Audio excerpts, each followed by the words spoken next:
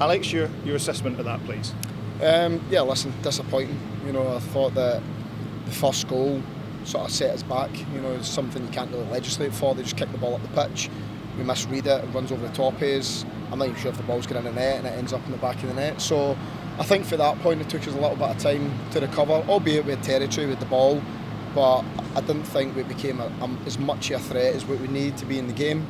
And I thought the disappointing thing second half in particular was the tempo that we played at. I didn't think we played with any tempo, and two things were going to dictate the game today: how well we moved the ball, which probably arguably in the first 30 minutes I thought we moved it okay at times. I thought we got good areas, but I think as the game wore on we became slower and slower, and then obviously guarding against transitions, stopping them counter-attacking us. I thought we struggled to deal with that, and that ultimately cost us the game. Why do you think that is? Is it fitness? Is it lack of belief? I think it's a combination of things. I think when you're potentially not get as much minutes in your legs as you would like, you start making bad decisions.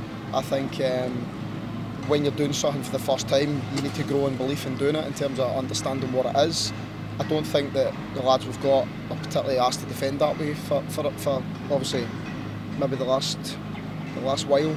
And I think when you're not sort of playing particularly well, what you do is instead of going tight, you should go tight and maybe give them an extra couple of yards, and what happens is the rest of the team then has to break back because we haven't stopped the first ball.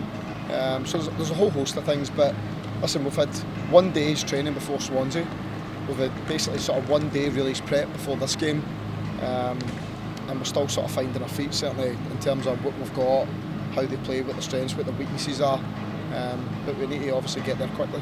The fact you've got a clear week then is going to be quite important for you, isn't it?